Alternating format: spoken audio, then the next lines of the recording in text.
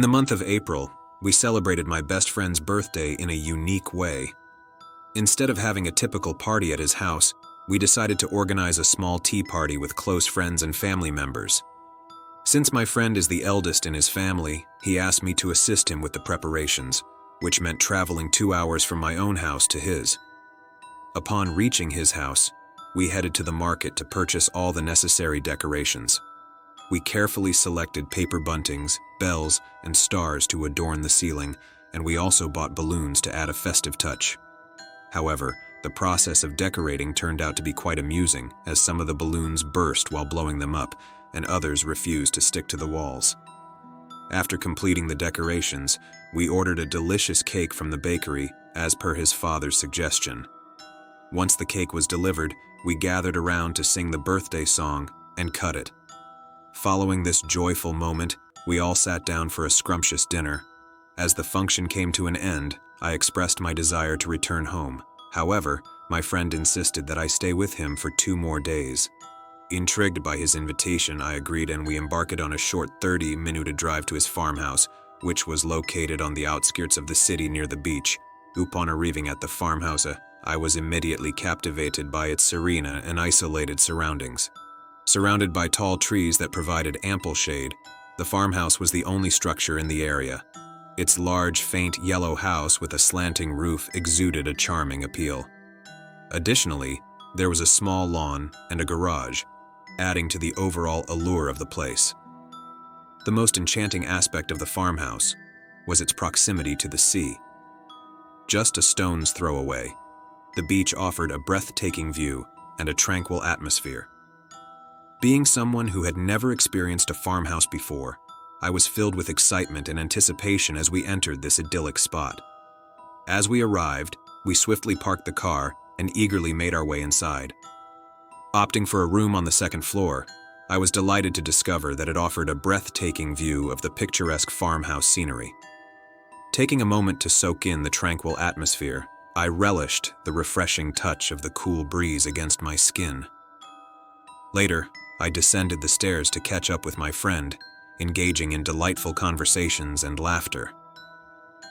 As the night grew late, exhaustion began to set in, prompting me to retreat to my cozy room on the 2nd floor.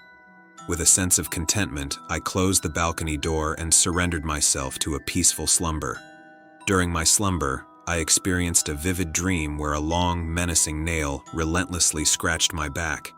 In this unsettling vision, I found myself confined to the same bed where I slept. The sight of those eerie nails jolted me awake, yet to my dismay, my body remained immobile, trapped in the clutches of sleep paralysis. Scientifically speaking, sleep paralysis is a temporary state of being unable to move or speak that occurs when one is either awakening or falling asleep. It is a peculiar state of consciousness where individuals are fully aware of their surroundings but unable to exert control over their physical selves. This phenomenon arises due to the body's natural paralysis during REM sleep, which prevents us from acting out our dreams. However, during sleep paralysis, one remains conscious while the body remains in this state of immobilization. These episodes typically last for a brief duration, ranging from a few seconds to a few minutes. On a more supernatural note, some believe that sleep paralysis occurs when our souls become detached from our bodies. In this state, we can perceive and think, but we are rendered powerless to take any action. Sleep paralysis can also be accompanied by hallucinations, which may manifest as visual, auditory, or tactile sensations. These hallucinations can be profoundly distressing, often involving a feeling of suffocation or pressure on the chest. After this unsettling dream, I abruptly awoke, finding myself in a state that felt more like reality than a mere dream. After quenching my thirst with water, I returned to slumber once more. As I slowly regained consciousness, I realize that I am unable to move my body. It feels like I am experiencing sleep paralysis once again. This is not the first time this has happened to me, and I begin to wonder how many times I have gone through this. I start to feel uneasy as I realize that this is not a dream, and I am actually awake. Fear sets in, and I begin to pray for safety. Suddenly, I feel my body starting to move slowly. I turn my head to see what is happening, and I am shocked to see an old lady lying beside me. Her face looks ancient, and I am filled with terror. As I watch, the old lady begins to crawl down the bed, and I am frozen with fear. I don't know what to do next, and I am afraid that the old lady will attack me. I try to calm myself down and remind myself that what I am seeing may not be real. However, the fear of the unknown is overwhelming, and I am unable to move. I realize that if I want to leave the room, I will have to go down to the main door, which is on the second floor. I am scared that something will happen if I try to leave, so I decide to stay put. I check my phone and see that it is 5:30 a.m. The sun will not rise for another hour or two, and I am filled with dread. However, I try to convince myself that nothing will happen once the sun is up. I close my eyes and continue to pray, hoping that I will be safe until morning. As I drift off to sleep, I realize that I have been praying all along.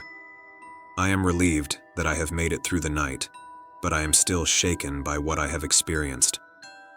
As the sun rises and the morning begins, I swiftly prepare myself for the day ahead. However, instead of dwelling on the events that occurred at dawn, I choose to focus on the present moment. Making my way downstairs to the living hall, I am pleasantly surprised to find my dear friend eagerly waiting for me. Although a sense of apprehension lingers within me, I push aside my fears, knowing that my friend's presence brings comfort and support. The weather outside is a delightful blend of warmth and humidity, making it the perfect day to head to the beach. The sea glistens with crystal clarity, its deep blue hues captivating my attention. Not a single strand of seaweed disrupts the pristine view before us. The rhythmic sound of crashing waves and the gentle sea breeze create a serene atmosphere, while boats gracefully sail across the vast expanse of water. Glancing around, I notice that the beach is surprisingly empty, offering us a sense of tranquility and solitude. Immersing ourselves in the refreshing seawater brings relief from the scorching heat, and we revel in the joy of swimming for an extended period. Eventually, we make our way back to the farmhouse, where my friend's mother has thoughtfully prepared a delicious lunch for us.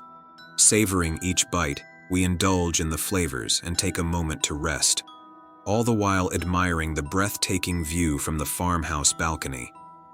The beauty and serenity of the surroundings captivate our senses, leaving us in awe of the peacefulness that envelops us. As night falls, my thoughts drift back to the image of the old lady's face.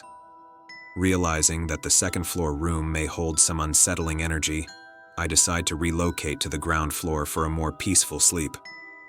Shortly after, my friend receives an urgent phone call, compelling him to leave the house. Left alone in the living hall, I find myself drifting into slumber.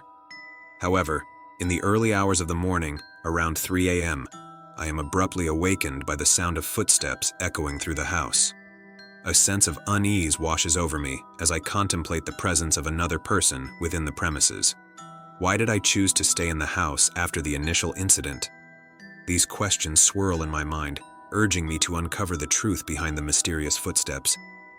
As I slowly awaken, my senses sharpen, and I find myself compelled to investigate the source of the mysterious sound. With cautious curiosity, I turn my head towards the dimly lit kitchen, hoping to catch a glimpse of any lurking shadows. However, to my surprise, there is no one and nothing to be found. Yet, in a fleeting moment, my gaze shifts towards the staircase, and there, I witness the eerie silhouette of an old lady standing and laughing at me. In an instant, my heart races, and a wave of breathlessness engulfs me as an intense fear takes hold, triggering a cascade of physical reactions. Despite this overwhelming terror, I manage to maintain my composure, taking deliberate, deep breaths to steady myself. Realizing the urgency of the situation, I reach for my mobile phone and dial my friend's number, urgently requesting their presence at the farmhouse. Within a mere 10 minutes, I hastily gather my belongings, preparing to depart from this unsettling place.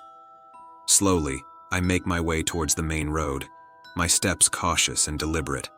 And there, like a beacon of hope, I spot my friend's car, waiting to whisk me away from this haunting ordeal. As we embark on our journey towards their family house, I recount the harrowing events that have unfolded over the past 2 days, leaving my friend visibly shocked. They assure me that they have never encountered such a disturbing incident before.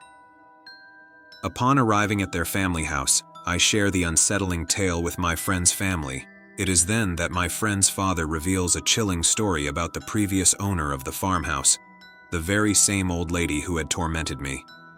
She had resided there for an extended period before her passing, and her sons had subsequently sold the property to my friend's family.